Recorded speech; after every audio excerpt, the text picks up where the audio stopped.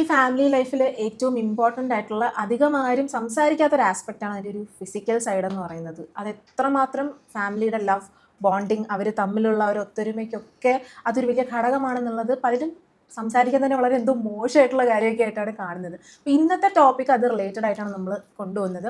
അതുമാത്രമല്ല, നമ്മൾ ഏറ്റവും അധികം കൂടുതൽ സംസാരിക്കുന്നത് സ്ത്രീകൾ അനുഭവിക്കുന്ന മാനസിക ശാരീരിക പ്രശ്നങ്ങളെക്കുറിച്ച് മാത്രമാണ്. പുരുഷന്മാരുടെ കേസസ് ഒരുപാട് പറഞ്ഞും പറയാതെയും സൊസൈറ്റിയിൽ നടക്കുന്നുണ്ട്. ഇതിനെക്കുറിച്ച് എനിക്ക് തോന്നുന്നു ഒരു അഡ്വക്കേറ്റ് എന്ന രീതിയിൽ ഒരുപാട് മാമിന് പറയാനായിട്ടാണ്. So let's get into the topic.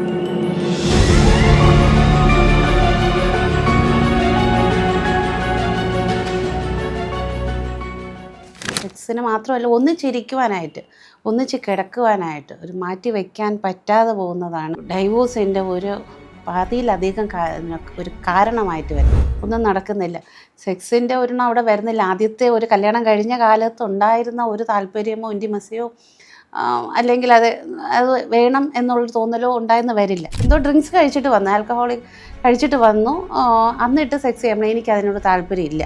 വേറൊരു കേസിൽ ഹസ്ബൻഡ് ഒട്ടും ക്ലീനല്ല, കുളിക്കത്തില്ല, സോപ്പ് തേക്കത്തില്ല, പ്രൈവറ്റ് പാർട്സ് ഒന്നും വൃത്തിയായിട്ട് സൂക്ഷിക്കത്തില്ല. അങ്ങനെ ഒരാളുമായിട്ട് എങ്ങനെ അവർക്ക് സെക്സ് ചെയ്യാൻ പറ്റും?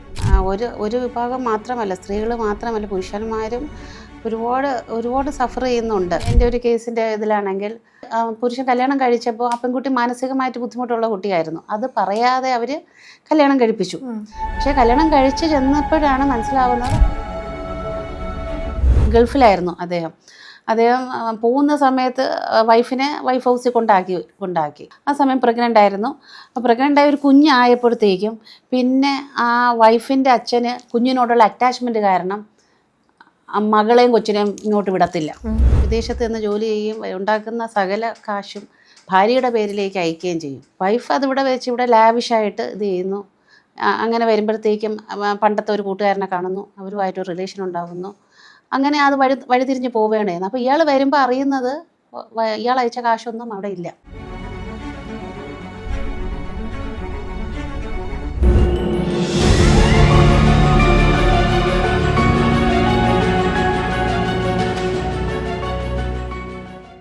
ഇപ്പോൾ ഹൈപ്പോത്തറ്റിക്കലി ഞാനൊരു ക്വസ്റ്റ്യൻ ചോദിക്കാം. ഭർത്താവ് ഡ്യൂട്ടീസ് എല്ലാം ചെയ്യുന്നുണ്ട്, റെസ്പോൺസിബിളായിട്ട് കുടുംബത്തിലെ എല്ലാ കാര്യങ്ങളും ഏറ്റെടുത്ത് ചെയ്യുന്നുണ്ട്, ഭാര്യയോട് വലിയ സ്നേഹമാണ്, അവർ ഹാപ്പി ആയിട്ട് പോകുന്നു. പക്ഷെ അവരുടെ ഒരു ഫിസിക്കൽ ഇൻറ്റിമസി ആ ഒരു ആസ്പെക്റ്റ് വരുമ്പോൾ സാറ്റിസ്ഫൈഡ് അല്ല, അതായത് ഭാര്യ ഭർത്താവിൽ സാറ്റിസ്ഫൈഡ് അല്ല. അപ്പം ഇങ്ങനത്തെ കേസസിൽ നമുക്ക് ഡിവോഴ്സ് ചെയ്യണം അല്ലെങ്കിൽ വേണ്ടെന്ന് വെക്കണം എന്ന് നമുക്ക് പൂർണ്ണമായിട്ടും തീരുമാനം എടുക്കാൻ പറ്റുമോ? അങ്ങനെ തീരുമാനിച്ചാൽ അതൊരു തെറ്റാണോ? കാരണം ബാക്കി എല്ലാ രീതിയിലും ആൾ പെർഫെക്റ്റ് ആണ്, ഇത് ഒരാളുടെ കയ്യിലുള്ള കാര്യമല്ലല്ലോ, പറ്റുന്നുണ്ടാവില്ല.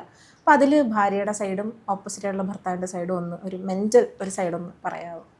ഫിസിക്കൽ ഇൻറ്റിമസി എന്ന് ഉദ്ദേശിക്കുന്നത് സെക്സ് ലൈഫിനെ കുറിച്ചാണ് ഉദ്ദേശിക്കുന്നത്.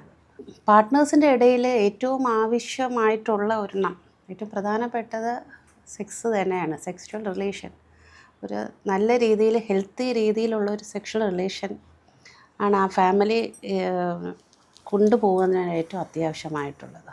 ആണ് എൻ്റെ അനുഭവത്തിൽ നിന്നും ഞാൻ ഒരുപാട് കൗൺസിലിംഗ് ചെയ്തതിൽ നിന്നൊക്കെ എനിക്ക് മനസ്സിലായിട്ടുള്ളൂ. പക്ഷേ അത് എത്രത്തോളം സാറ്റിസ്ഫാക്ടറി ആവും എന്നുള്ളത് അത് പാർട്ട്നേഴ്സ് തമ്മിലുള്ള തീരുമാനമാണ്.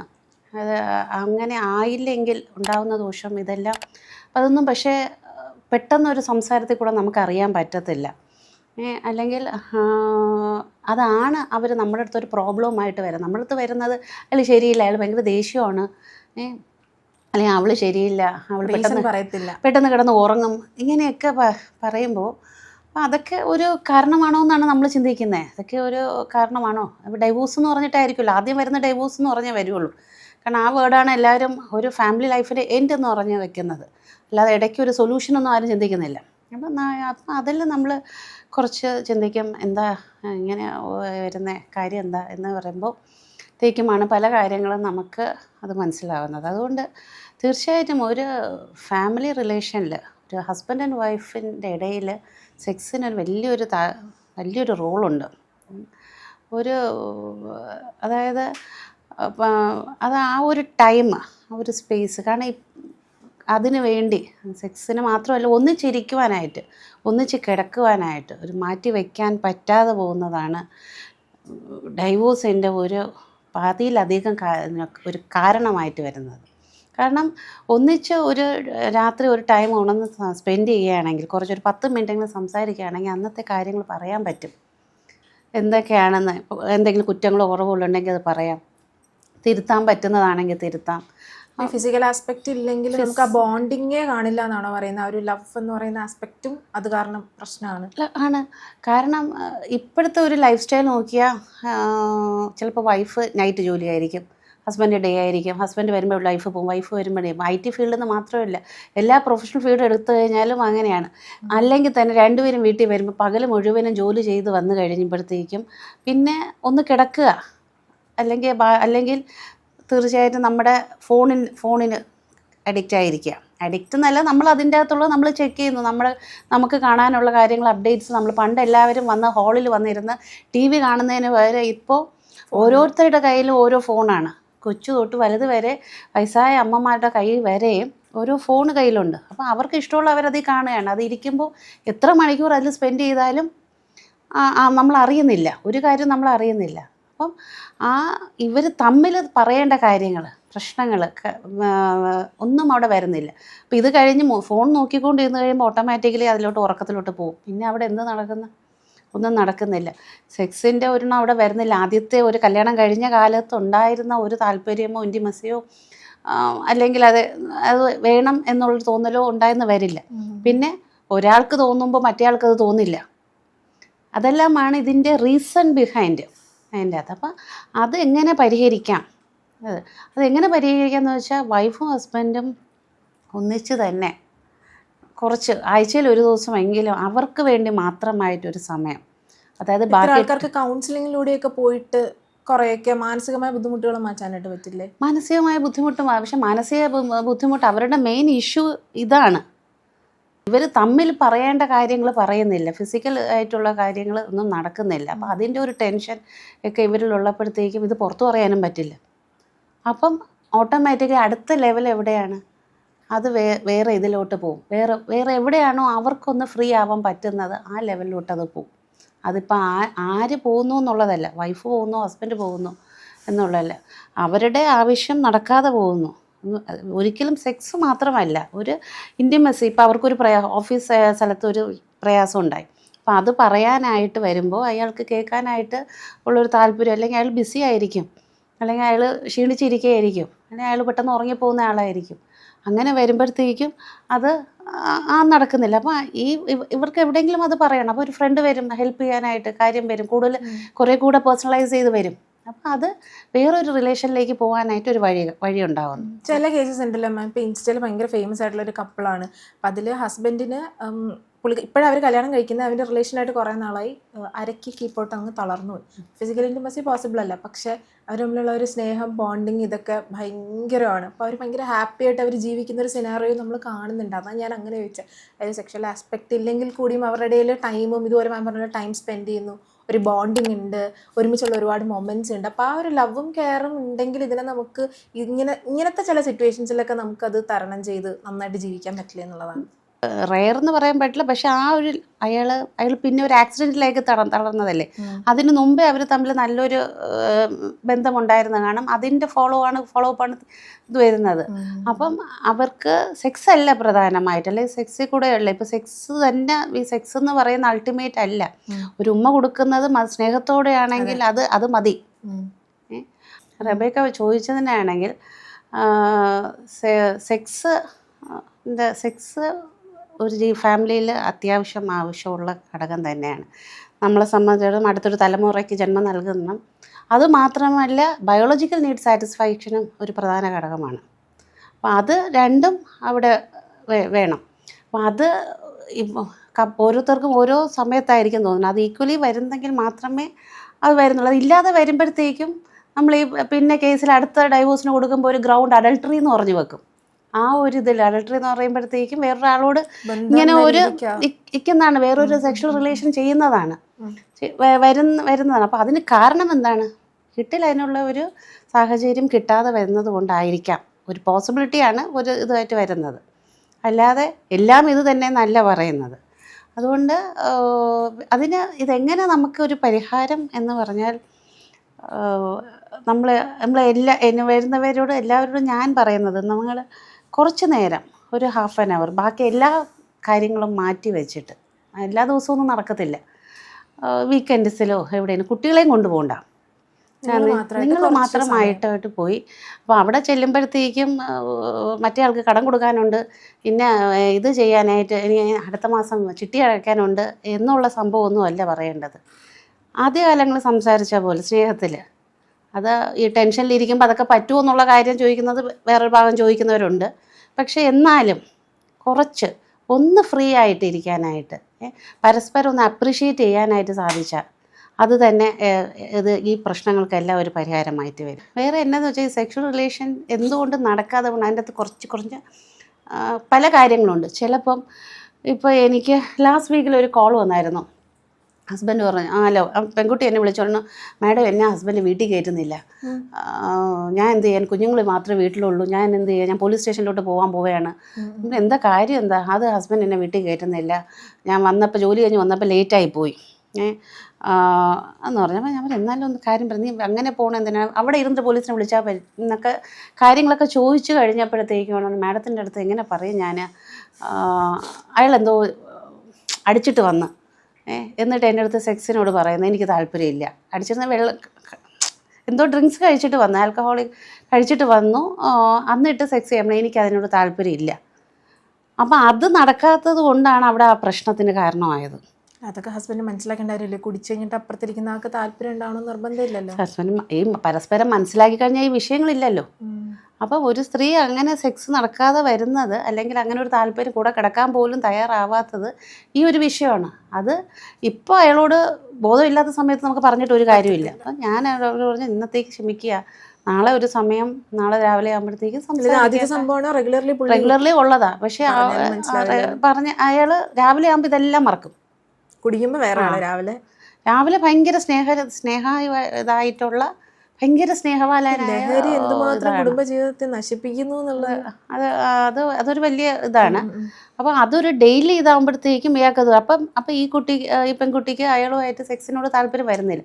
അപ്പം മറ്റേ ഹസ്ബൻഡ് എങ്ങനെ അത് ഇന്റർപ്രറ്റ് ചെയ്യുന്നു, നിനക്ക് വേറെ റിലേഷൻ ഉണ്ട്, അതുകൊണ്ടാണ് നീ ഇങ്ങനെ ഞാനുമായിട്ട് സഹകരിക്കാത്തത് എന്ന് വരും. പക്ഷെ എൻ്റെ ഫാക്റ്റ് എന്താണ്? ഇതാണ് സംഭവം. അതുപോലെ വേറൊരു കേസിൽ ഹസ്ബൻഡ് ഒട്ടും ക്ലീനല്ല, കുളിക്കത്തില്ല, സോപ്പ് തേക്കത്തില്ല, പ്രൈവറ്റ് പാർട്സ് ഒന്നും വൃത്തിയായിട്ട് സൂക്ഷിക്കത്തില്ല. അങ്ങനെ ഒരാളുമായിട്ട് എങ്ങനെ അവർക്ക് സെക്സ് ചെയ്യാൻ പറ്റില്ല. ആ ഒരു കാരണം, ആ ഒറ്റ കാരണം കൊണ്ട് എൻ്റെ അടുത്ത് ഡൈവോഴ്സിന് വേണ്ടി വന്നു. അപ്പോഴത്തേക്കും നമുക്ക് കൗൺസിലിങ്ങിന് കൊടുക്കാം, സൈക്കാട്രിക്ക് കൊണ്ടുപോയപ്പോഴത്തേക്കും അയാളാണെങ്കിൽ ഒരു പിശുക്കനാണ്. ഇതിനു വേണ്ടി പൈസ ചെലവാക്കാൻ വയ്യാത്തോണ്ടാണോ ക്ലെൻലിനെസ് ഇല്ലാത്തത്? അപ്പം ഇവർ വന്ന് എന്നോട്, അപ്പം അതൊരു നിസ്സാരം, എന്നോട് അയാൾ പല്ല് വെക്കത്തില്ല, പല്ല് വയ്ക്കാതെ വരുന്ന എങ്ങനെ ഇത് ചെയ്യും, പല്ല് ഞാൻ തേച്ച് കൊടുത്താൽ പോരെ, എടുത്ത് കാലത്തെ കുഞ്ഞുങ്ങൾ കൊടുക്കുന്ന പോലെ ചെയ്താൽ മതിയല്ലോ, അതിലൊരു പ്രശ്നമില്ല. അതല്ല മാഡം, അത് ചെയ്യത്തില്ല. അപ്പോൾ അയാൾ പാൻറ് ഇട്ടാൽ ഒരു കയറ് വെച്ചാണ് കെട്ടുന്നത്. കയറ് വെച്ച് കെട്ടണം, പിശുക്കാരനാണ്. അയാളെ വിളിച്ച് ഞാൻ ചോദിച്ചപ്പോൾ അയാൾ പറഞ്ഞു, എനിക്ക് പെൻഷനൊന്നുമില്ല, അതുകൊണ്ട് ഞാൻ സേവ് ചെയ്യാണ് ഇവർക്ക് വേണ്ടി. സൂപ്പർ. അപ്പം അത്രയും വലിയൊരു മൈസറാണ് അയാൾ. പക്ഷെ അയാൾ അറിയുന്നില്ല, അയാളുടെ മൈസർ കൊണ്ട് അയാളുടെ ലൈഫിൻ്റെ അകത്ത് ഈ ഒരു കാര്യം വൈഫ് ഇത് കമ്മ്യൂണിക്കേറ്റ് ചെയ്തു, എനിക്ക് ഇങ്ങനെ ബുദ്ധിമുട്ടുകൾ ഉണ്ടെന്ന് പറഞ്ഞപ്പോൾ അതിനെന്ത് ഇതല്ല, അതൊരു പ്രശ്നമല്ല. പാൻറ് അങ്ങനെ ഇരിക്കണമെങ്കിൽ അത് എങ്ങനെയും ഇരുന്നാൽ പോരെ, ബെൽറ്റ് വേണമെന്നില്ലല്ലോ. അതാണ് അയാളുടെ രീതി. ഷർട്ട് ഇൻസേർട്ട് ചെയ്യുന്നുണ്ടാവില്ലല്ലോ, ഷർട്ട് ഇൻസേർട്ട് ചെയ്തില്ല. അപ്പം ഷേവ് ചെയ്യാനൊക്കെ പറഞ്ഞാൽ അയാൾ ഷേവ് ചെയ്യത്തില്ല, കാരണം ബ്ലീഡ് ആവത്തില്ലേ. അങ്ങനത്തെ എന്ന് വെച്ചാൽ ഒരു മടി. വർക്ക് ചെയ്യുന്ന ആളല്ലേ? വർക്ക് ചെയ്യുന്ന ആളാണ്. അവിടെയുള്ള ആൾക്കാരൊന്നും പറയില്ലേ? ഷേവ് ചെയ്യുന്നവർ ഇതൊക്കെ ഇത് ചെയ്യുന്നത് അവർക്കൊരു ഇഷ്യൂ അല്ലായിരിക്കാം.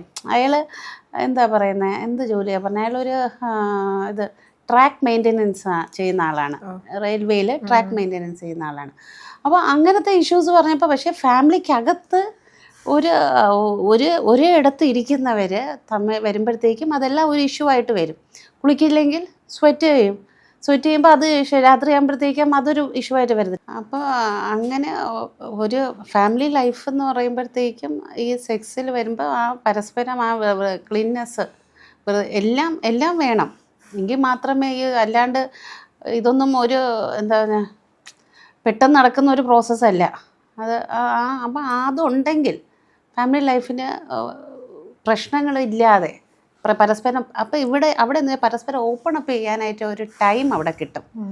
അതിൻ്റെ അകത്ത് ഈ ടൈം കിട്ടാത്തത് കൊണ്ടാണ് ഈ പ്രശ്നങ്ങൾ കാരണം പറയേണ്ടത് പറയത്തില്ല, പറയാനായിട്ടുള്ള സമയം കിട്ടാറില്ല, പറയാൻ വരുമ്പോഴത്തേക്കും പാർട്ട്ണറിന് വേറെ ബിസി ആയിരിക്കും.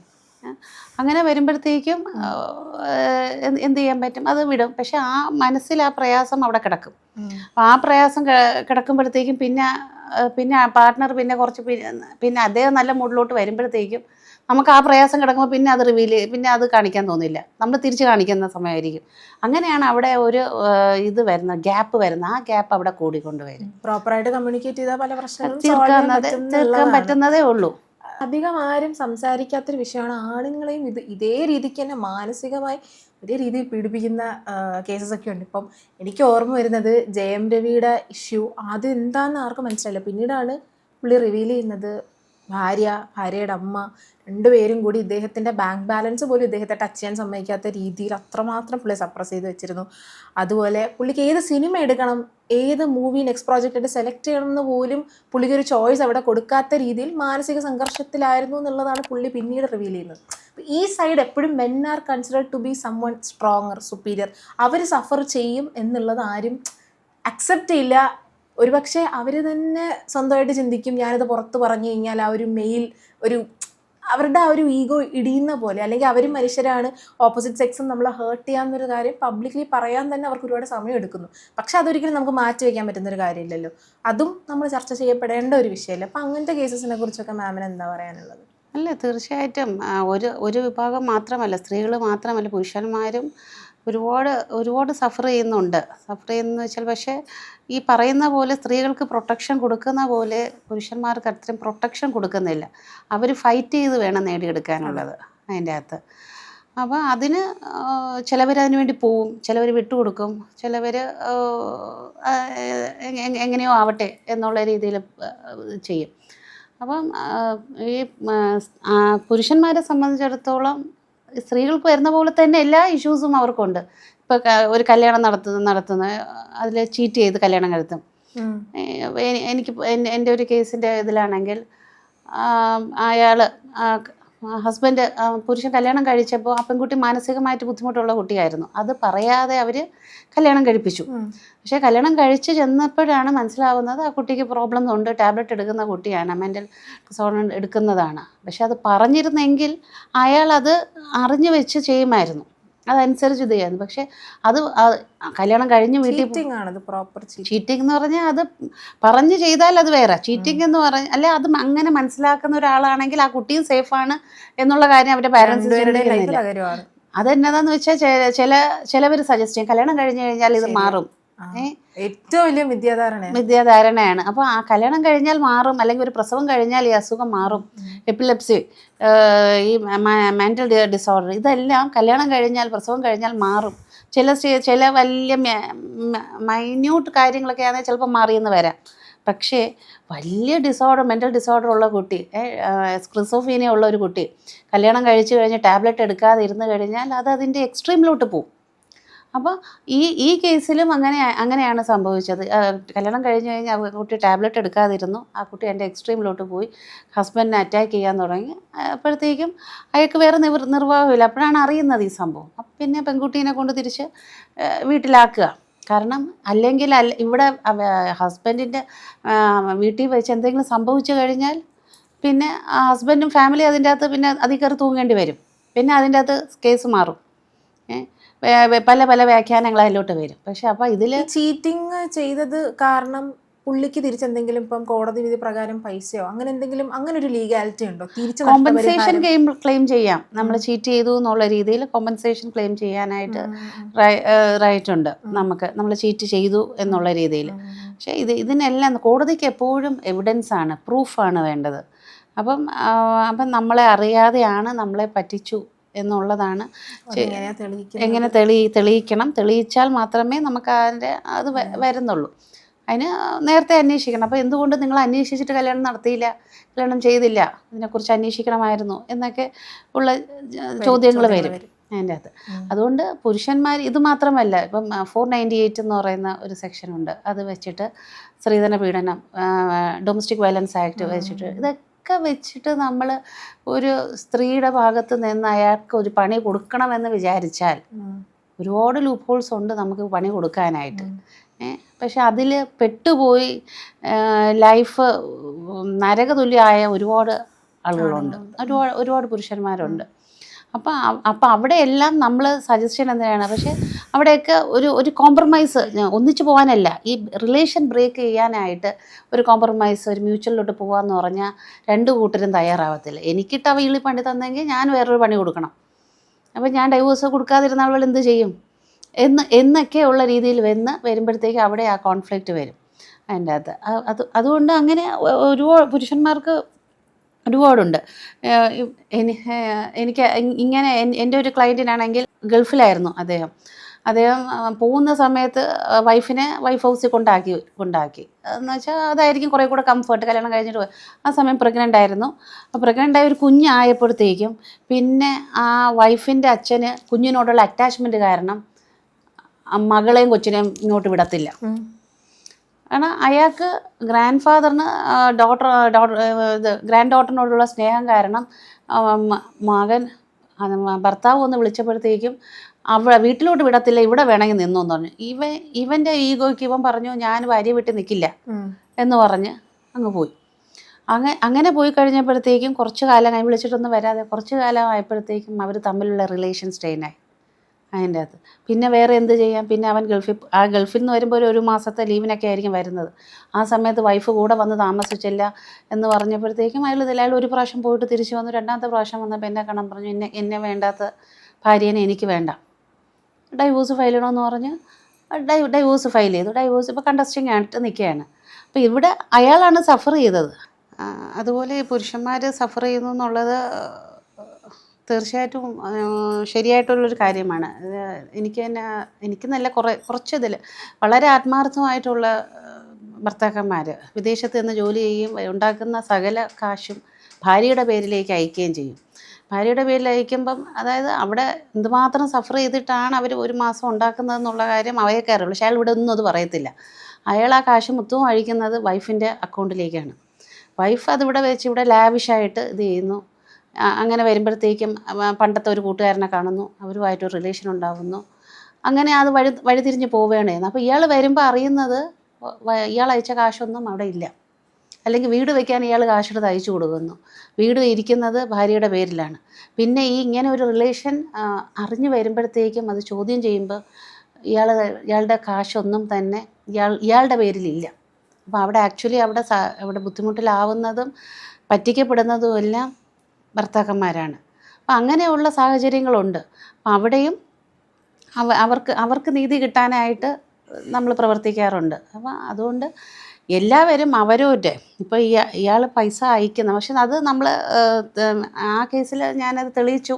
അയാളുടെ പേരിൽ അയാൾ പൈസ അയച്ചതുകൊണ്ട് ഇവർക്ക് വേറെ വരുമാന മാർഗം ഇല്ല എന്നുള്ളതുകൊണ്ട് ഹസ്ബൻഡാണ് അയച്ചു എന്നുള്ളതുകൊണ്ട് വീടിൻ്റെ തെളിയിച്ചെടുത്തതുകൊണ്ട് വീടിൻ്റെ പകുതി റൈറ്റ് കൊടുത്തു. കാരണം ലാൻഡ് വൈഫിനാണ്, പിന്നെ വൈഫിന് മറ്റേ റൈറ്റ്സ് അവിടെ നിലനിൽക്കുന്നുള്ളൂ. പക്ഷേ നമ്മൾ മോറലി നോക്കുമ്പോഴത്തേക്കും ഒരാൾ ആത്മാർത്ഥമായിട്ട് ചെയ്തതിനെ അയാളെ ലിറ്ററലി ചീറ്റ് ചെയ്തിട്ടാണ് പോകുന്നത്. അങ്ങനെ കളഞ്ഞിട്ട് പോയ സംഭവങ്ങളുണ്ട്. അപ്പം തീർച്ചയായിട്ടും സ്ത്രീകൾ മാത്രമല്ല ഇതിന് ഒരു ഫാമിലി ലൈഫിൽ ദുഃഖവും പ്രാരാബ്ധവും സഫർ ചെയ്യുന്നത് പുരുഷന്മാരും അനുഭവിക്കുന്നുണ്ട്. അപ്പം ഭാഗ്യം ചെയ്ത കുടുംബങ്ങൾ പ്രശ്നങ്ങളൊന്നും ഇല്ലാതെ ഇരിക്കുന്നതാണ്. അങ്ങനെ കുറേ കുടുംബങ്ങളുണ്ട്. അതുകൊണ്ട് അങ്ങനെ ആയിരിക്കട്ടെ എന്ന് നമുക്ക് ആശംസിക്കാം. ഞാൻ പറഞ്ഞ പോലെ തന്നെ ആ ഒരു ഫിസിക്കൽ റിലേഷൻ അത്രമാത്രം ഇമ്പോർട്ടൻ്റ് ഒരു ഘടകമാണെന്നുള്ളത് മനസ്സിലാവുന്നുണ്ട്. പക്ഷേ ഇതുപോലെ ചില കേസസിൽ നമുക്ക് പറയാനായിട്ട് പറ്റില്ലല്ലോ. അപ്പുറത്തിരിക്കുന്ന ആൾക്ക് ആക്സിഡൻ്റ് ആയോ മറ്റെന്തെങ്കിലും ബുദ്ധിമുട്ടുകൾ കാരണം ഇങ്ങനെ വരുന്നുണ്ടെങ്കിലും ഞാൻ കണ്ടിട്ടുണ്ട് വളരെ ഹാപ്പി ആയിട്ടും അവരുടെ ലവും ബോണ്ടിങ്ങും മുന്നോട്ട് വന്നത്. അപ്പോൾ ഇതൊരു ഇമ്പോർട്ടൻ്റ് ആസ്പെക്റ്റാണ്. സ്റ്റിൽ സ്നേഹവും കെയറും ആ ഒരു ബോണ്ടിങ് ഒക്കെ ഉണ്ടെങ്കിൽ ഹാപ്പി ആയിട്ട് മുന്നോട്ട് പോകാനായിട്ട് സാധിക്കും എന്നുള്ളത് ഞാൻ വിശ്വസിക്കുന്നു. പിന്നെ മാം പറഞ്ഞതുപോലെ സ്ത്രീകൾ മാത്രമല്ല, സൊസൈറ്റിയിൽ സഫർ ചെയ്യുന്ന ഒരുപാട് പുരുഷന്മാരുണ്ട്. എന്തോ അവർ ഭയങ്കര സ്ട്രോങ് ആയിട്ട് പോർട്രേ ചെയ്യപ്പെടുന്നത് കൊണ്ടാവാം അവരുടെ ആ വേദനകളും വിഷമങ്ങളും സഫർ ചെയ്യുന്നതൊന്നും ആരും തന്നെ ചിന്തിക്കുകയോ സംസാരിക്കുകയോ അവർ പോലും പലപ്പോഴും അത് പുറത്ത് പറയാൻ സാധിക്കാതെ വിമിഷ്ടപ്പെടുന്ന സാഹചര്യങ്ങൾ നമ്മൾ കാണുന്നുണ്ട്. അവരും സന്തോഷമായിട്ട് ജീവിക്കട്ടെ, അവർക്ക് നീതി കിട്ടട്ടെ. Thank you.